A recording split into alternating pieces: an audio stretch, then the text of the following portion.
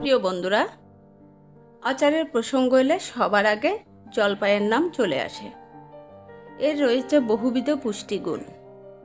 তাই আজ আমি আপনাদের দেখাবো কিভাবে খুব সহজে এবং বেসিক মশলা ব্যবহার করে জলপাইয়ের পুষ্টিগুণ 100% বজায় রেখে আচার তৈরির রেসিপি। সুতরাং আর দেরি না করে চলুন চলে যাই মূল রেসিপিতে।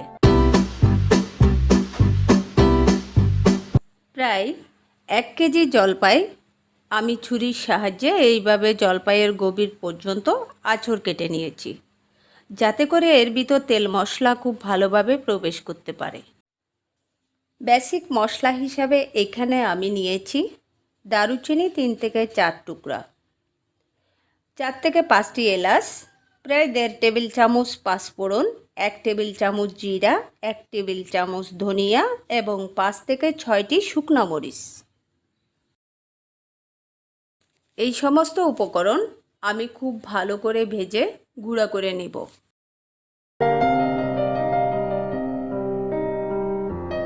মশলাগুলো খুব মিহি করে গুঁড়া করব না, এইভাবে একটু দানা দানা ভাব থাকতে হবে। এইবার একটি প্যানে আমি প্রায় 200 গ্রাম সরিষার তেল গরম করে এর ভিতর প্রায় 50 গ্রামের মতো রসুন কুচি দিয়ে হালকা বাদামি করে ভেজে নিচ্ছি।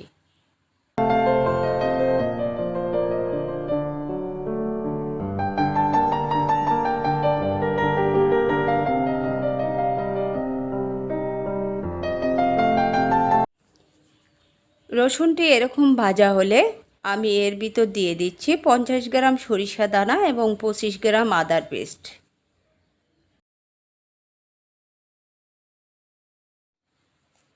যেহেতু এই মশলাগুলোতে সামান্য পানি ভাব থাকতে পারে, তাই এই মশলাগুলো আমি খুব ভালো করে ভেজে নিচ্ছি। এই কষানো মশলাতে আমি সবটুকু জলপাই ঢেলে দিয়ে খুব ভালো করে মশলার সাথে মিশিয়ে নিচ্ছি।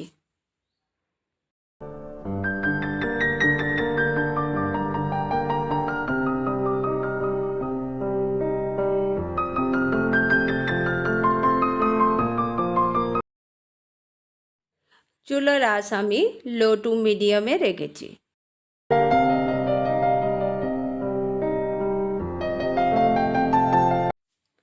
আচারটি কিছুক্ষণ কষানোর পর এখন আমি দিয়ে দিব 1 টেবিল চামচ লাল মরিচের গুঁড়া এবং 1 চা চামচ হলুদের গুঁড়া। এইগুলো দিয়ে আমি আরও 2.5 থেকে 3 মিনিট ভালো করে কষিয়ে নেব।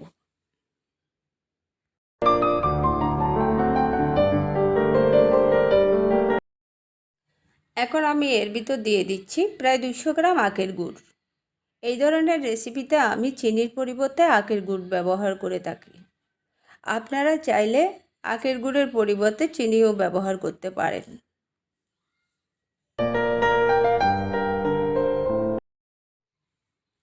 আখের গুড় দেওয়ার পর বেশ খানিকটা পানি বের হয়েছে। আমি এই পানিতেই জলপাইগুলো সেদ্ধ করব। এই কারণে জলপাইগুলো আমি আলাদাভাবে সেদ্ধ করার প্রয়োজন মনে করিনি। এখন আমি দিয়ে দিচ্ছি স্বাদমতো লবণ। গুড়ের পানিতে জলপাই পারফেক্টভাবে সেদ্ধ করার জন্য আমি প্রায় 5 মিনিট ডেকে সেদ্ধ করে নিচ্ছি। 5 মিনিট পর ঢাকনা খুলে গুঁড়া মশলা এবং 2টি তেজপাতা দিয়ে জলপাইয়ের সাথে মশলাগুলো খুব ভালো করে মিক্স করে নিচ্ছি। রেসিপিটি যদি আপনাদের ভালো লেগে থাকে তবে লাইক, শেয়ার, কমেন্টস করতে একদমই ভুলবেন না এবং আমার বিনীত অনুরোধ রইল সাবস্ক্রাইব করে আমার পাশে থাকবেন। এই পর্যায়ে আমি 1 চামচ ভিনেগার দিয়ে খুব ভালো করে মিশিয়ে নিচ্ছি। ভিনেগার আচারকে দীর্ঘদিন ভালো রাখতে সাহায্য করে। দেখুন, পানি শুকিয়ে আসার সাথে সাথে জলপাইয়ের রং পরিবর্তন হওয়া শুরু হচ্ছে।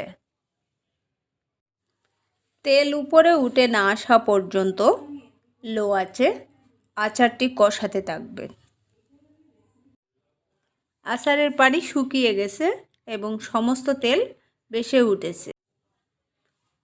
দেখুন, আচারের ডিজায়ার কালার এসে গেছে। এখন আমি চুলা থেকে নামিয়ে ঠান্ডা করে নিচ্ছি। বলতে বাধ্য হলাম, এই আচারটি যে কতটা দুর্দান্ত স্বাদের হয় তা হয়তো আপনাদের বোঝাতে পারবো না। আমার অনুরোধ থাকলো, এই রেসিপিটি অবশ্যই বাড়িতে একবার ট্রাই করবেন। আমি নিশ্চয়তা দিচ্ছি আপনারা নিরাশ হবেন না। দেখুন বন্ধুরা, আচারের দারুণ সুন্দর একটি কালার চলে এসেছে এবং মোমের মতো গলে গেছে। ভিতরে তেল মশলাও পুরোপুরি প্রবেশ করেছে, কিন্তু জলপাইগুলো ভেঙে যায়নি।